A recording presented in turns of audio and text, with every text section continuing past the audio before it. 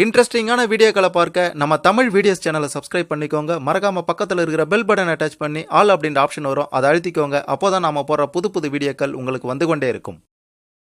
கோவை கல்லூரி மாணவி காலமான விவகாரம் ஒட்டுமொத்த தமிழக மக்களையும் மிக பெரும் அதிர்ச்சிக்குள்ளாக்கி இருக்கக்கூடிய நிலையில் அந்த மாணவிக்கு என்னதான் நடந்தது, ஒரு 1500 ரூபாய்க்காக இந்த அளவிற்கு அவங்க முடிவெடுக்க காரணம் என்ன, அவங்களுடைய இந்த மறைவுக்கு பின்னாடி இருக்கக்கூடிய மர்மங்கள் என்ன அப்படின்றதெல்லாம் பற்றியும் மிக முக்கியமாக உண்மையாகவே அவங்களுக்கு அன்று என்னதான் நடந்தது அப்படின்ட்டு கோவை கல்லூரி மாணவி மறைவு பற்றி இதுவரை வெளிவராத பல அதிர்ச்சியான உண்மைகள் எல்லாத்தையும் தெளிவாக பார்க்க போகிறோம்.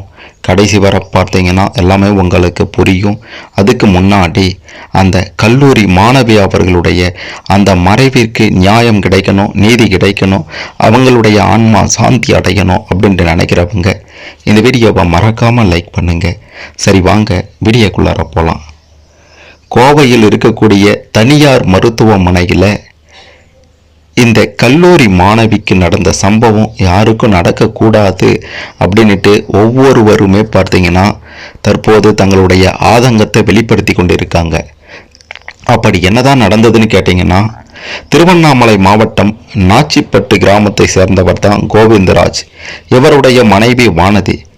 இவங்களுடைய மகள் தான் 19 வயதான அனுப்பிரியா அவர்கள். கடந்த 6 வருடங்களுக்கு முன்னாடி கோவிந்தராஜ் அவர்கள், அதாவது அனுப்பிரியாவின் தந்தை கோவிந்தராஜ் காலமாகிவிட்டார்.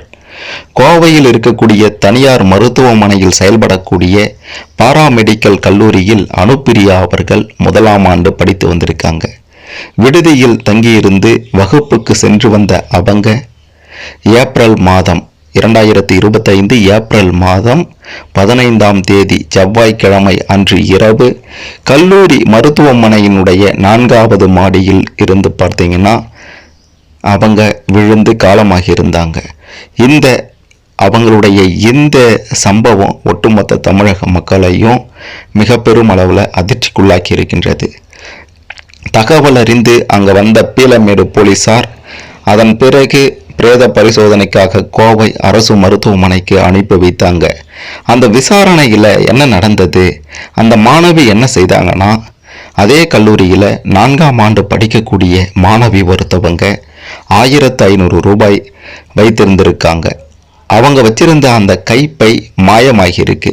அது தொடர்பாக இந்த அனுப்பிரியா அவர்களிடம் அந்த மருத்துவமனை மற்றும் கல்லூரி நிர்வாகம் விசாரித்ததால தான் மனம் உடைந்து அவங்க இந்த மாதிரியான ஒரு முடிவு எடுத்தாங்க அப்படின்ற மாதிரி தெரிய வந்திருக்கின்றது.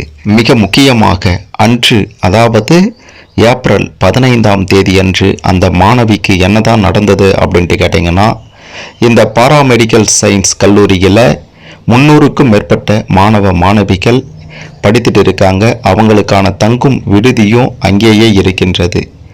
1ஆம் ஆண்டு மற்றும் 3ஆம் ஆண்டு மாணவ மாணவிகளுக்கு அங்கு இருக்கக்கூடிய மருத்துவமனையின் 4வது கட்டிடத்தில் ஏப்ரல் 15ஆம் தேதி அன்று பயிற்சி நடந்து கொண்டிருந்தது. மதியம் அனைவரும் உணவு அருந்த சென்று விட்டிருக்காங்க. அப்போது மாணவ மாணவிகள் அவர்களுடைய உடைமைகளை பயிற்சி நடந்த வகுப்பறையிலேயே வைத்துவிட்டு சென்றிருக்காங்க. இதில் 4ஆம் ஆண்டு படிக்கும் மாணவி ஒருவர் தான் வைத்திருந்த பையில் இருந்த பர்ஸில் 1500 ரூபாய் பணம் இருந்தது திடீரென மாயமாகிவிட்டது. உணவு அருந்திவிட்டு வந்த மாணவி பணம் மாயமானதை பார்த்து அதிர்ச்சி அடைந்திருக்காங்க. அதன் பிறகுதான் இந்த சம்பவம் பற்றி பேராசிரியர்களிடம் சொல்லியிருக்காங்க. அப்போது அங்கு இருக்கக்கூடிய கண்காணிப்பு கேமராவில் பார்த்தபோது அனுப்பிரியா அவர்கள் தனியாக அந்த அறையை விட்டு வெளியே வருவது தெரிய வந்திருக்கின்றது. இதனால தான் அந்த மாணவி எடுத்திருக்கலாமோ அப்படின்ற மாதிரி பேராசிரியர்கள் முதல்ல சந்தேகப்பட்டிருக்காங்க. உடனே இது குறித்து பாராமெடிக்கல் கல்லூரி முதல்வருக்கும் தெரிவிக்கப்பட்டிருக்கின்றது.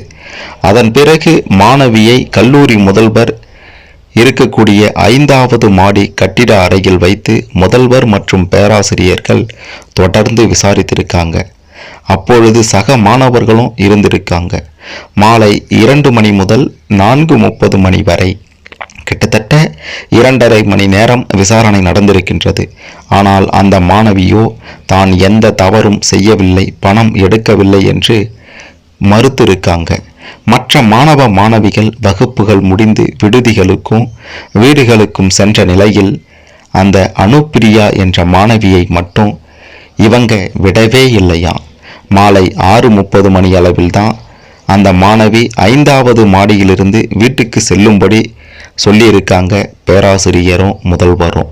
இதனால் சோகத்தோட அவமானம் அடைந்த மாணவி அங்கிருந்து வெளியேறி 4வது தளத்திற்கு வந்திருக்காங்க. திடீரென்று என்ன நினைத்தாங்களோ தெரியல, இந்த மாதிரி ஒரு முடிவெடுத்திருக்காங்க. மாணவி மீது திருட்டு பட்டம் சுமத்தியதால அவங்க அவமானம் அடைந்து தான் இப்படி பண்ணிட்டாங்க. இதற்கு முழுக்க முழுக்க கல்லூரி நிர்வாகம் தான் காரணம் அப்படின்ற மாதிரி தற்போது ஒரு அதிர்ச்சியான தகவலை சக மாணவ மாணவிகள் வெளியிட்டு இருக்காங்க. பேராசிரியர்கள் அந்த மாணவியை வெளியே செல்ல விடாமல் தடுத்து இருக்காங்க. அந்த அவமானம் தாங்க முடியாம தான் அந்த மாணவி இப்படி ஒரு முடிவு எடுத்திருக்காங்க அப்படின்ற மாதிரி தற்போது அதிர்ச்சியான தகவல்கள் வெளியாகி இருக்கின்றது. அதன் பிறகு இந்த சம்பவத்தை பற்றி திருவண்ணாமலையில் இருக்கக்கூடிய அந்த மாணவியின் பெற்றோருக்கு தந்தை இல்லாத காரணத்தினால தாயிடம் சொல்லப்பட்டது.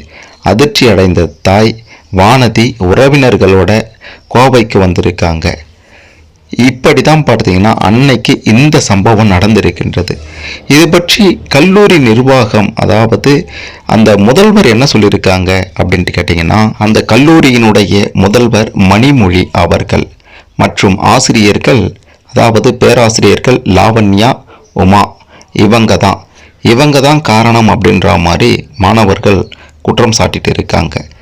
இதனிடையே இந்த சம்பவம் பற்றி அந்த கல்லூரி முதல்வர் மணிமொழி அவர்கள் என்ன சொல்லியிருந்தாங்கன்னா, அன்று சம்பவம் நடந்த அன்று மாலை 3 மணி அளவில் விசாரணை நடத்தப்பட்டிருக்கின்றது அப்படின்ற மாதிரியும், 2 மாணவர்களை மட்டும் விசாரிக்கல, இன்டர்ன்ஷிப் வந்த பிற மாணவர்கள் மற்றும் கல்லூரியில் வேலை செய்பவர்கள் அப்படின்ட்டு எல்லோரிடமும் விசாரணை நடத்தப்பட்டது.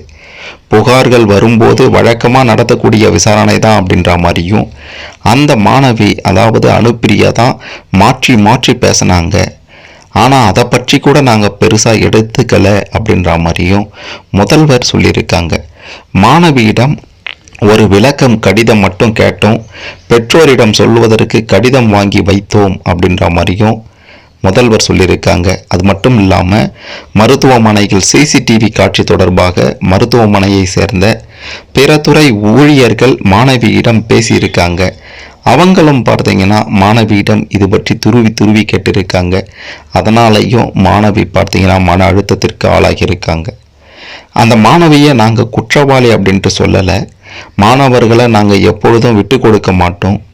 பெற்றோர், அதாவது மாணவியின் பெற்றோரிடம் அந்த மாணவியின் செயல்பாடு குறித்து சொல்வதற்காக அவங்களையும் வர சொல்லியிருந்தோம் அப்படின்ற மாதிரி அந்த கல்லூரியினுடைய முதல்வர் சொல்லியிருக்காங்க. இதனாலையும் பார்த்தீங்கன்னா அந்த மாணவி பயந்துட்டு இருக்காங்க. தவறே செய்யலை, தந்தையும் இல்லை, தாயிடம் இது பற்றி சொன்னால் எந்த அளவுக்கு அவங்களுடைய மனம் நோகும், அது மட்டுமல்லாமல் நமக்கும் பெரிய பிரச்சனையாயிடுச்சே, எந்த தவறும் செய்யாமல் இப்படி நாம் நம்முடைய தாயிடம் மாட்டிக்கொள்ள போகிறோமே, அவங்க என்ன நினைப்பாங்களோ அப்படின்ற ஒரு எண்ணம் அந்த மாணவிக்கு வந்திருக்கின்றது. கிட்டத்தட்ட 6 மணி நேரம் விசாரணை நடந்தது அப்படின்ற மாதிரி சொல்கிறாங்க. ஆனால் 6 மணி நேரமெல்லாம் விசாரணை நடக்கலை, 2.5 மணி நேரம்தான் விசாரணை நடந்தது அப்படின்ற மாதிரி முதல்வர் சொல்லியிருக்காங்க. குறிப்பாக இந்த விவகாரத்தில் கவனிக்க வேண்டியது என்ன அப்படின்ட்டு பார்த்தீங்கன்னா, குற்றமே செய்யாத அந்த மாணவி மீது குற்றம் சுமத்தப்பட்டது தான் முதல் காரணம் அப்படின்ற மாதிரியும், 1500 ரூபாய் பணத்திற்காக துருவி அந்த மாணவியிடம் விசாரணை நடத்தப்பட்டது, பெற்றோரிடம் சொல்வதாக சொன்னது, இதெல்லாம் அந்த மாணவிக்கு பெரிய மன அழுத்தத்தை ஏற்படுத்தியிருக்கின்றது. சரி, இது பற்றி அந்த கல்லூரியில் படிக்கக்கூடிய சக மாணவ மாணவிகள் என்ன சொல்லியிருக்காங்கன்னா, மருத்துவமனைக்கு பயிற்சிக்கு வந்தவருடைய கைப்பை காணலை, அதில் 1500 ரூபாய் இருந்ததாக கூறி அனுப்பிரியாவிடம் விசாரணை நடத்தினாங்க. அப்போது அனுப்பிரியாவை மிக மிக மோசமாக நடத்தினாங்க. வழக்கமாகவே கல்லூரி நிர்வாகத்தினர் மாணவர்களிடம் விசாரிக்கும் போது ரொம்ப மோசமாக நடந்து கொள்வாங்க அப்படின்ற ஒரு அதிர்ச்சியான தகவலை அங்கே படிக்கக்கூடிய மாணவர்கள் சொல்லியிருக்காங்க. மாணவி காலமானதை அடுத்து அந்த கல்லூரிக்கு 5 நாட்கள் விடுமுறை அளிக்கப்படுவதாக கல்லூரி நிர்வாகத்தினர் மற்ற மாணவர்களுடைய செல்போனுக்கு குறுஞ்செய்தி அனுப்பியிருக்காங்க. அது மட்டும் இல்லாமல் மாணவர்கள் பார்த்தீங்கன்னா ஆசிரியர்களிடம் மற்றும் கல்லூரி நிர்வாகத்திடம் பேச அழைத்திருக்காங்க. இதுவரைக்கும் எந்த ஒரு அழைப்பையும் அவங்க கல்லூரி நிர்வாகத்தினர் எடுக்கவே இல்லை அப்படின்ற மாதிரி மாணவர்கள் குற்றம் சாட்டியிருக்காங்க. இதன் காரணமாக கல்லூரி நிர்வாகம் இந்த விவகாரத்தை திசை திருப்ப பார்க்குறாங்க. கல்லூரி நிர்வாகத்தின் மீது எந்த தவறும் ஏற்பட்டுடக்கூடாது, கல்லூரி நிர்வாகம் எதுவும் செய்யலை, நிர்வாகத்தின் மீது எந்த பாதிப்பும் வரக்கூடாது அப்படின்றதுல மட்டும்தான் கவனமாக இருக்கிறாங்களே தவிர அந்த மாணவியினுடைய அந்த மறைவுக்கு அவங்க தான் காரணம் அப்படின்றத மறுத்துவிடவே முடியாது அப்படின்ட்டு சக மாணவர்கள் குற்றம் சாட்டியிருக்காங்க அப்படின்றதையும் இங்க சொல்லியே ஆக வேண்டும். ஒரு பக்கம் பார்த்தீங்கன்னா மாணவியினுடைய இந்த நிலைக்கு கல்லூரி நிர்வாகம் தான் காரணம் அப்படின்ட்டு சக மாணவிகள் அடித்து சொல்லியிருக்காங்க. அதே மாதிரி அந்த மாணவியினுடைய பெற்றோர் உறவினர்களும் பார்த்தீங்கன்னா கோவை பீளமேடு காவல் நிலையத்தில் புகாரும் கொடுத்துருக்காங்க. அந்த புகாரில் பார்த்தீங்கன்னா எங்களுடைய மகளினுடைய இந்த நிலைக்கு கல்லூரி நிர்வாகம் தான் காரணம் அப்படின்ட்டு சொல்லியிருக்காங்க. அது மட்டும் இல்லாமல் போலீசார் தீவிர விசாரணை நடத்த வேண்டும், கல்லூரி நிர்வாகம் உரிய பதிலளிக்கும் வரை நாங்கள் ஓய மாட்டோம் அப்படின்ட்டு காவல் நிலையத்தில் அந்த மாணவியினுடைய உறவினர்களும் பார்த்தீங்கன்னா புகார் கொடுத்துருக்காங்க. 1500 ரூபாய் பணத்திற்காக சரியான முறையில் விசாரணை நடத்தாமல் அந்த மாணவியின் மீது பழி சுமத்தியதால் இந்த ஒரு மோசமான சம்பவம் நடந்திருக்கின்றது. இதற்கு முழுக்க கல்லூரி நிர்வாகத்தினுடைய அலட்சியம்தான் காரணம் அப்படின்ட்டு பல அதிர்ச்சியான தகவல்கள் தற்போது வெளியாகி இருக்கின்றது. இந்த விவகாரத்தை பற்றி நீங்கள் என்ன நினைக்கிறீங்க? அந்த மாணவியை பற்றியும் அந்த மாணவியின் மீது சுமத்தப்பட்ட பழியை பற்றியும் கல்லூரி நிர்வாகம் அலட்சியமாக நடந்ததால் தான் இப்படி ஒரு சம்பவம் நடந்திருக்கின்றது அப்படின்றத பற்றியும் உங்களுடைய கருத்துக்கள் என்ன? இந்த விவகாரத்தில் யாருக்கு தண்டனை கொடுக்கணும் அப்படின்ற மாதிரி உங்களுடைய கருத்துக்களை கமெண்ட்டில் பதிவு செய்யுங்க. மறக்காமல் இந்த வீடியோவை லைக் பண்ணுங்கள், ஷேர் பண்ணுங்கள். கோவை கல்லூரி மாணவி விவகாரத்தில் அன்று என்ன நடந்தது, யார் மீது தவறு அப்படின்ற பல விஷயங்களை பற்றி பலரும் தெரிந்து கொள்ள இந்த பதிவு நிச்சயம் உதவும்.